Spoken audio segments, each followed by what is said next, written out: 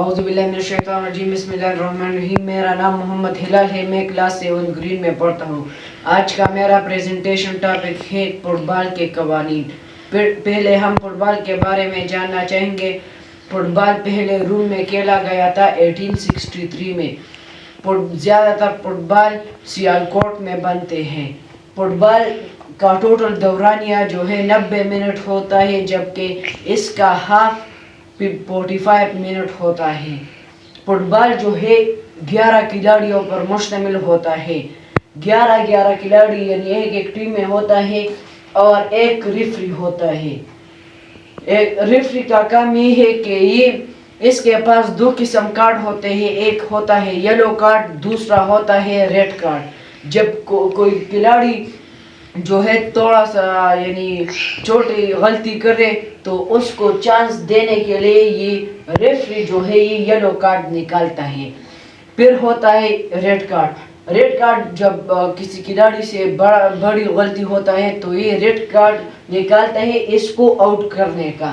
Fit بال کے گول پر جو کھلاڑی موجود ہوتا ہے اس کو ہم گول کیپر کہتے ہیں۔ گول کیپر کے آگے 2 کھلاڑی اور موجود ہوتے ہیں جس کو ہم رائٹ فل بیک اور لیفٹ فل بیک کہتے ہیں، اور ان دونوں کھلاڑیوں کو ڈیفینڈر کہا جاتا ہے۔ پھر اس کے آگے 3 کھلاڑی اور ہوتا ہے، یعنی یہ 3 کھلاڑی جو ہے اس کو ہم مڈ فیلڈر کہتے ہیں، اور اس کو left half, centre half, right half کہتے ہیں۔ پھر اس 3 کھلاڑیوں سے آگے اور 4 کھلاڑی ہوتے ہیں جن کو ہم اسٹرائکر کہتے ہیں، اور اس کا نام لیفٹ آؤٹ، لیفٹ ان، اور جو درمیان میں ہوتا ہے اس کو ہم سینٹر فارورڈ کہتے ہیں۔ پھر رائٹ ان اور رائٹ آؤٹ کہتے ہیں۔ فٹ بال کے گراؤنڈ کی لمبائی 100 میٹر ہونی چاہیے، جبکہ اس کی چوڑائی 50 میٹر ہونی چاہیے۔